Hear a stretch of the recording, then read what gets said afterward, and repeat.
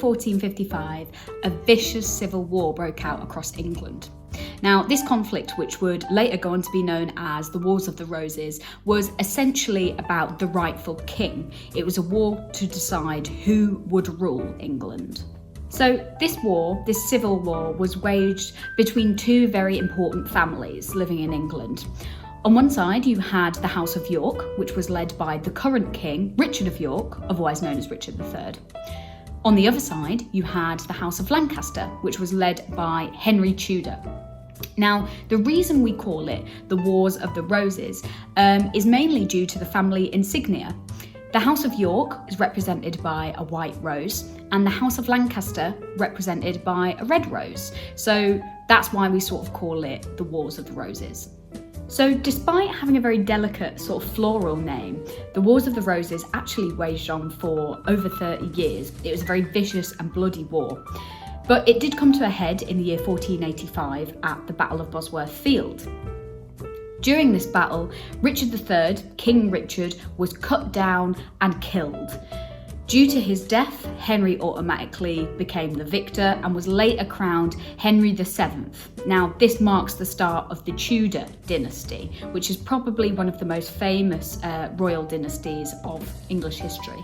Interestingly, I think it's important to note that Henry Tudor wasn't really interested in continuing this civil conflict. Shortly after he was crowned king, he married Richard III's niece, Elizabeth of York, therefore uniting the families, and he hoped the country with the House of Tudor. Now, that's the reason we have the Tudor Rose, which is the Rose of York and the Rose of Lancaster joined together in harmony.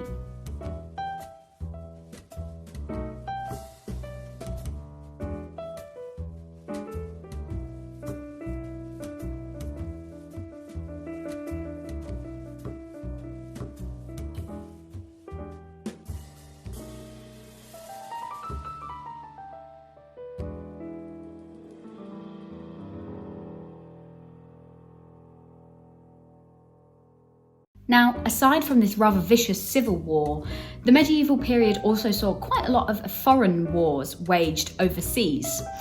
Perhaps the most notable was the 100 Years' War, so called, although it probably lasted for around 116 years. This was a war between England and France.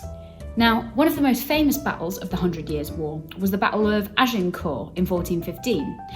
During this battle, King Henry V's vastly outnumbered English army defeated the French, and the English left France shortly after, so around the 1450s, which is coincidentally the time that the Wars of the Roses began.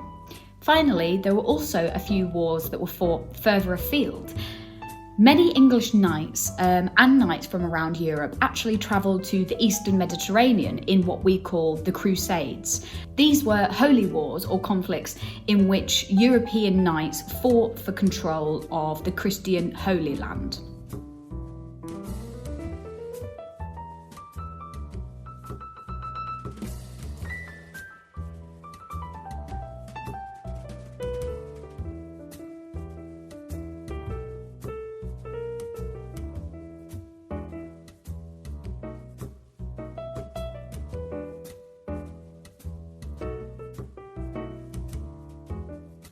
So that's it for this week's video.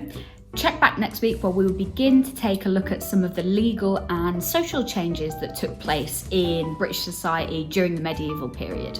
See you then.